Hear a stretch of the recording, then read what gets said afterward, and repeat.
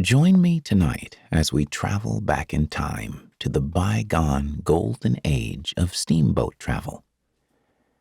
In tonight's story, we board the Marie Belle as she sets sail along the magnificent Mississippi River. I'm your narrator, Jared Wright, and this is Steamboats of the Mississippi by Gillian Rogerson. The sun shone brightly on the streets of New Orleans as Charles Hainsworth strolled towards the river. The sound of chattering tourists drifted to him from many directions, and, as always, there was the background melody of music coming from a variety of cafes and bars. Charles resisted the urge to linger and listen to a joyful jazz song playing in a nearby cafe. He wasn't there for the music on that particular afternoon in September. No, he was there to walk in the footsteps of one of his literary heroes, Samuel Clemens, or as he was more famously known, Mark Twain. For a few moments, Charles imagined himself walking back through time and wondered how this area would have looked to the famous author when he had wandered these streets. The skyscrapers would vanish from view, and the road traffic would disappear. Considering how much Samuel had loved the Mississippi River, Charles knew he would have been drawn in that direction, to see the water busy with flat-bottomed rafts, a variety of small vessels, and the majestic steamboats with their impressive-looking paddle wheels. Charles crossed the road and walked towards the river's edge. He came to a stop. A slow smile spread across his face. There she was, the Marie Belle, a renovated paddle steamboat looking resplendent as she bobbed gently in the water. Reminding Charles of a two-tiered wedding cake, he admired the cast-iron balconies which encircled the vessel like delicately laced icing. The black smokestacks on the top deck stood proud, their intricate fluted edges like works of art. The captain and her crew were visible in the pilot house. They gave friendly waves to the approaching passengers. Charles' attention was drawn to the structure at the rear of the steamboat. The huge paddle wheel was half hidden in the river, but that didn't diminish its beauty. The red wooden boards were studded with silver rivets. Some of the fixings sparkled in the sun. Charles walked over to the boat's wooden walkway and was soon aboard. Built just before the end of the golden age of steamboats, the Marie Belle had been constructed right there in New Orleans. Furnished lavishly throughout in the Victorian style, it was considered one of the most significant ships ever built.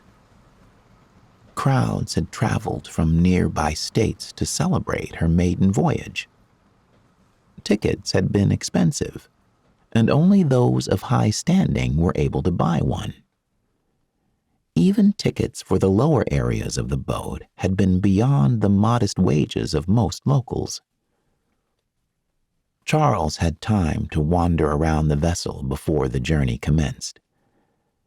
His voyage today would only last a short while, but the Marie Belle was equipped with accommodation for longer cruises, which was reflected in the furnishings and rooms throughout the craft. With the mighty Mississippi on his right, Charles strolled along the deck and looked at the oak doors of the cabins on his left. Some of the doors were open, inviting curious passengers to look inside. Charles entered the room and was met by the impressive view of a stateroom. The four-poster bed took up prominence in the middle of the room. Dark oak furniture was placed around the side of it. A glass-fronted cabinet proudly displayed pastel-colored earthenware from the Victorian era. Plush armchairs clad in red velvet beckoned the weary traveler to take a break after a long day of sailing. Looking upwards, Charles smiled at the delicate chandelier suspended from the middle of the room. No expense had been spared on this amazing steamboat. He explored the vessel a little more and came upon one impressive room after another. There was a spectacular theater in the middle of the vessel, which was 2 stories high. Private boxes around the second level offered privacy for those so inclined. Several libraries bedecked with oak bookcases were filled with an enviable collection of literary works. Public areas were abundant with the same comfy armchairs which Charles had seen in the stateroom. Several passengers were already settled in them, and looked as if they would be happy to stay there all day. A viewing deck at the rear overlooked the paddle wheel. Wooden rocking chairs and swinging benches offered more places to rest and do nothing but gaze out at the scenery. There was a spectacular staircase sweeping down from the upper floor, its carpet thick and swirled in patterns of deep purple and red. Everywhere he went, Charles saw framed pictures of steamboats on the walls. There were many cabinets displaying intricate models of various boats from the past. A slight movement of the floor alerted him the vessel was about to move, and as a group, they headed outside and on to the boat's main deck. Charles made his way towards the paddle wheel, which was now slowly rotating in the water. A steam-driven whistle sounded out above Charles, and the paddle wheel's rotations increased in speed, causing the water to run up and over the red boards in a mesmerizing motion. The rhythmic noise made by the moving water was pleasantly soothing. Slowly and gracefully, the Marie Belle pulled away from the riverbank. Appreciative applause came from the passengers, and many smiles were exchanged. The steamboat smoothly sailed away from shore and began her journey along the Mississippi. With every turn of the paddle wheel, the hustle and bustle of New Orleans was left behind, to be replaced with the tranquil sight of the wide river. Charles walked to the front of the boat and sat in one of the reclining chairs which had thoughtfully been placed there. From his jacket pocket, he took out a battered copy of Mark Twain's Life on the Mississippi. He'd read the book many times, and he knew certain passages by heart. Before he opened the book, he looked out at the great river and thought about its history. At 2,320 miles long, it was the 4th longest river in the world. It originated in Lake Itasca in northern Minnesota, and then meandered its way down to the Gulf of Mexico. The river passed through or bordered the states of Minnesota, Wisconsin, Iowa, Illinois, Missouri, Kentucky, Tennessee, Mississippi, and Louisiana. During the 18th century, when Northern America was still young, the Mississippi was considered the western boundary of the country. It wasn't long before explorers ventured further west and more states were founded. Charles had looked at satellite views of the Mississippi River and seen how it drifted this way and that on its long journey. It reminded him of a curious animal exploring a new area and being unable to decide whether to wander left, right, or straight on, and so it had decided to go in all directions. He recalled the old saying about an apple peeling. It claimed that if you threw a section of apple peel over your shoulder, it would always land in the shape of some section of the Mississippi River, no matter how higgledy-piggledy the shape of the peeling. Turning his thoughts back to the book in his hand, Charles remembered the river's confusing shape was one of the things which had made Samuel Clement's job as a steamboat pilot much more difficult than the young writer had ever thought possible.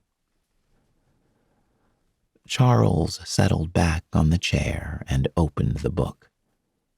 Some of his favorite passages had been highlighted. The book began with Samuel's early fascination with the Mississippi and the vessels which traveled along its length. Despite his father being a justice of the peace, the young Samuel had no desire to join him in that profession. Even though he didn't know exactly what he was going to do on the great river, he had no doubts that his future lay that way. Samuel wasn't the only person in his town who'd been fascinated by the steamboats and the river. Charles came upon the page which described the town where Samuel lived, and how sleepy it was before a steamboat appeared on the horizon. How no one was paying attention to the magnificent Mississippi rolling its mile-wide tide along, shining in the sun, the dense forest on the other side. But then, presently a film of dark smoke appears above one of those remote points. Instantly, a drayman, famous for his quick eye and prodigious voice, lifts up the cry, "Steamboat a-comin'!" And the scene changes. The town stirs. The clerks wake up. A furious clatter of drays follows. Every house and store pours out a human contribution, and all in a twinkling the town is alive and moving.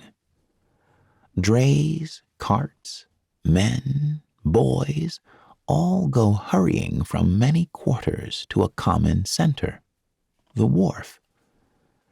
Assembled there, the people fasten their eyes upon the coming boat as upon a wonder they are seeing for the first time. And the boat is rather a handsome sight, too. She is long and sharp and trim and pretty. She has two tall, fancy-topped chimneys, with a gilded device of some kind swung between them. A fanciful pilot house, a glass and gingerbread perched on top of the Texas deck behind them.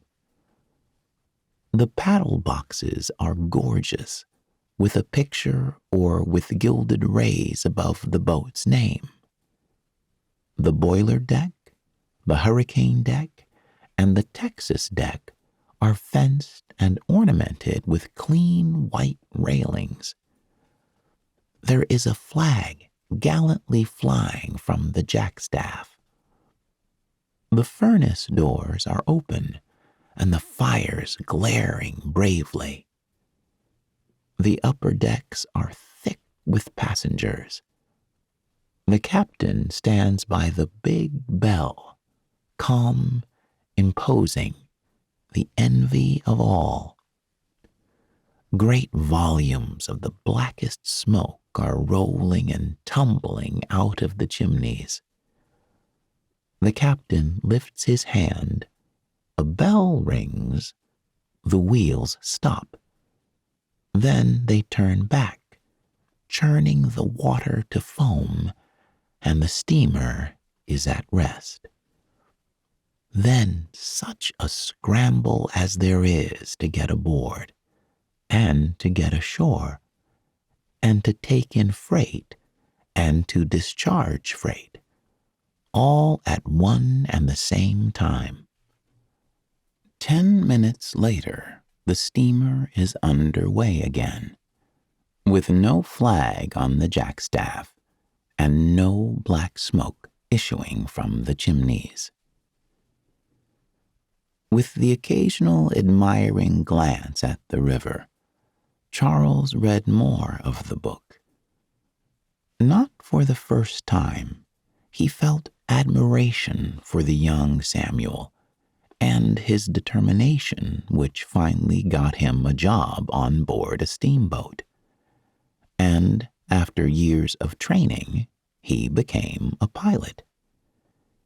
He would often sail a steamboat on its commercial route between St. Louis and New Orleans.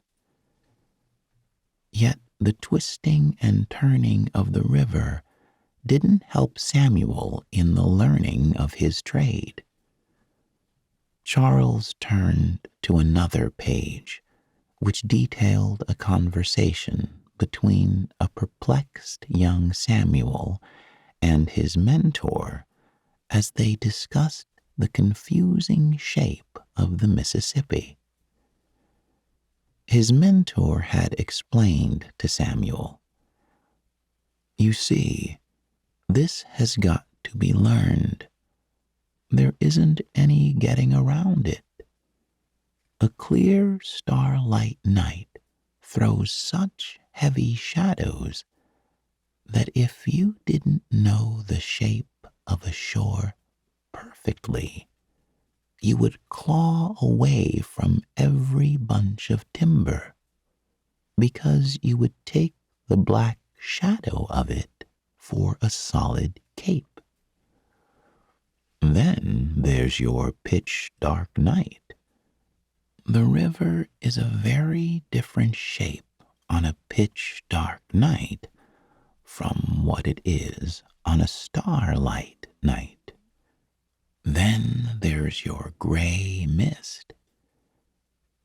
You take a night when there's one of these grisly, drizzly gray mists, and then there isn't any particular shape to a shore. A gray mist would tangle the head of the oldest man that ever lived.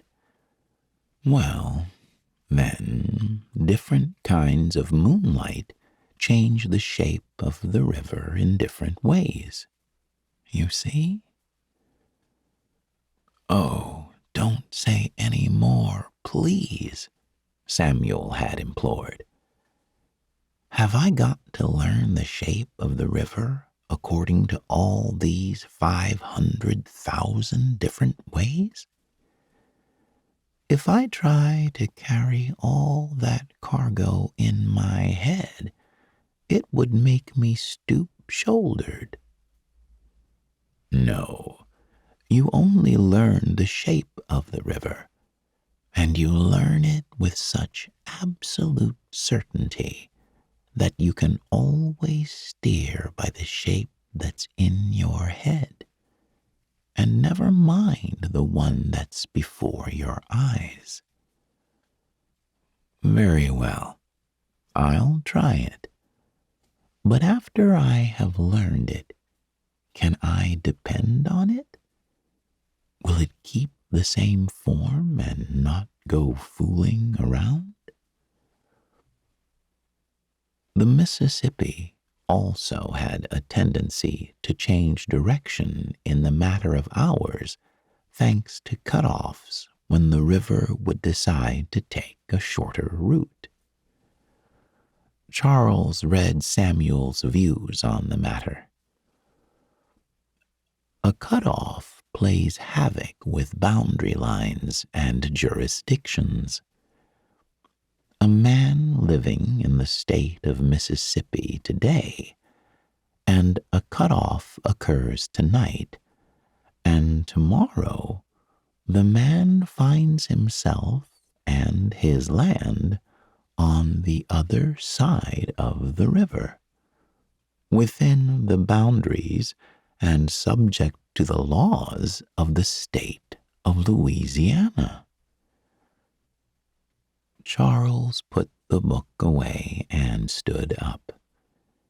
He strolled over to the metal railings and rested his hands on it. The city had been left fully behind now, and the view across the river comprised of lush forests with tall trees which swayed in the gentle wind. A warm breeze brought the hint of pine to Charles. As he inhaled the refreshing scent, he wondered if Samuel Clemens had smelled the same fragrance all those years ago. The Mississippi waters lapped gently against the wooden structure of the steamboat as she glided along. The relaxing sound of the paddle wheel at the opposite side of the vessel was audible above the low conversations of the other passengers. A bird's call sounded out. Charles looked skyward and was amazed to see a majestic eagle soaring above the boat, its brown feathered wings opening fully as it dipped and soared through the air. Movement at the edge of the river bank caught his eye. An otter's gray head emerged from the water. It gave Charles a curious look before disappearing back beneath the river. So quick was the otter's appearance that Charles wondered if he'd imagined it. The Marie Belle continued her slow and steady journey along the majestic river. The thick forest gave way to open fields and farmland. Some workers in the fields paused in their work to look at the steamboat. A couple of men lifted their hats and waved them in the boat's direction. Along with the other travelers, Charles raised his hand in a return greeting.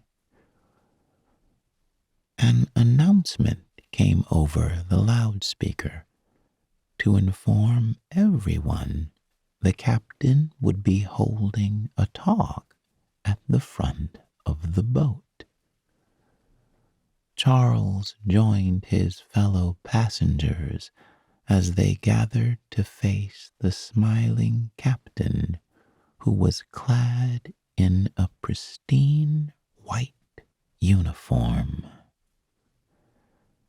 The captain gave them a warm welcome before telling them how the Marie Belle held a special place in her heart. The captain proceeded to tell them about a competition which had been held in the late 1840s. It was to design a new steamboat which would be built in New Orleans.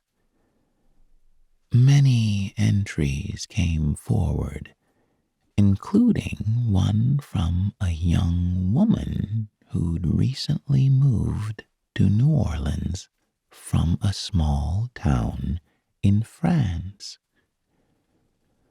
No one in her family knew she'd submitted the design, or that she was even interested in steamboats.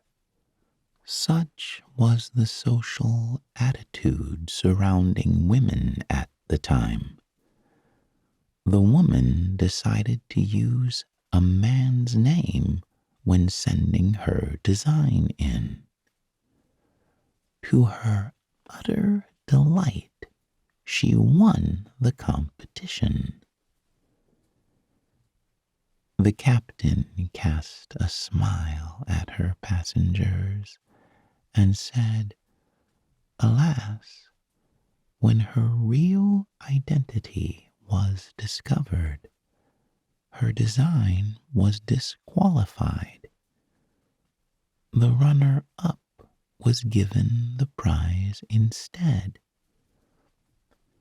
A young architect by the name of Nathan Taylor got to design the boat.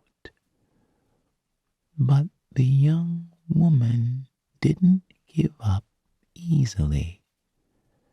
She would visit the dock where the boat was being built and offer her unasked for opinion on what the vessel should look like.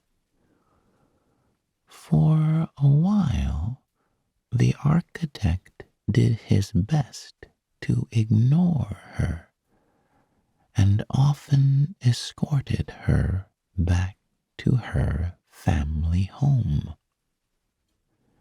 As soon as the architect had gone, she would rush back to the dock and offer more thoughts on the steamboat's construction.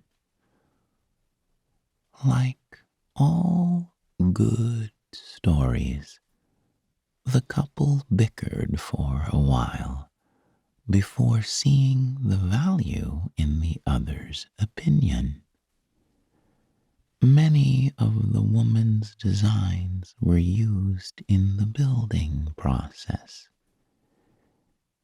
It wasn't long before the couple's mutual respect turned to love.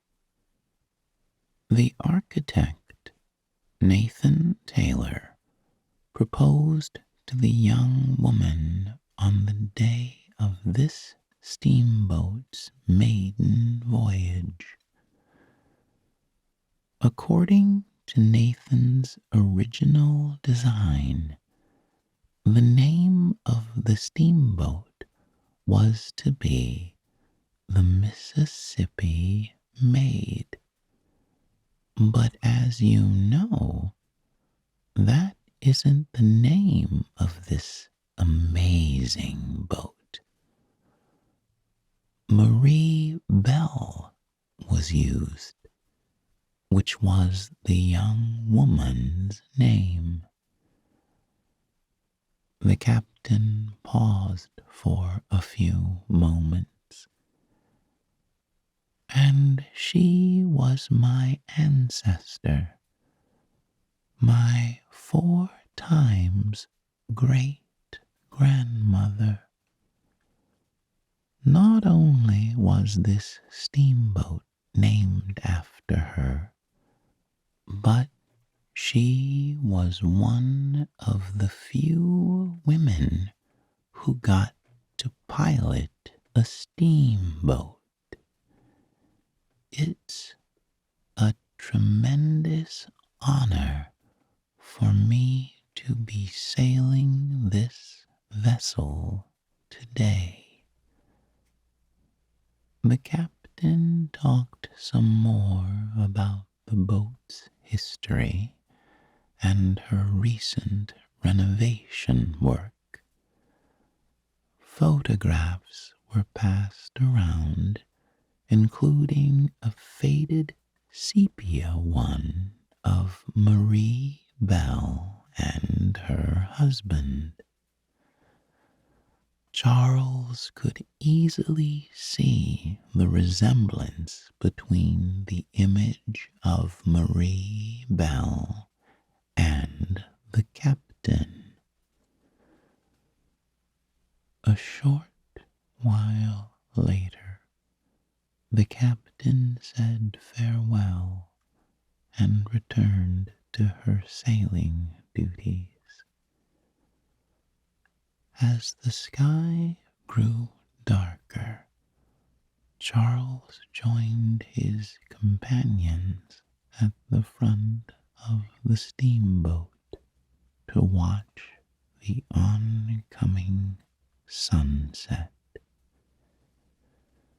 Drinks were passed around and blankets offered to anyone who needed them.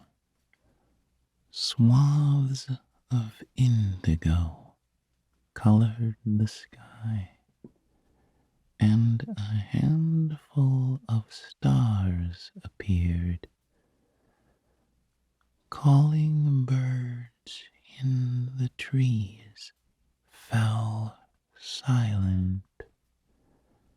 The paddle wheel came to a stop, and the Marie Belle slowed until she came to a rest. Chatter ceased.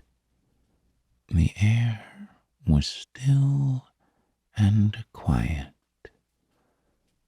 Charles lowered himself onto a reclining seat and gazed at the night sky. He could feel the history of the golden age of steamboats surrounding him. The vessels, the people from the past, the journeys they made, and the adventures they'd had.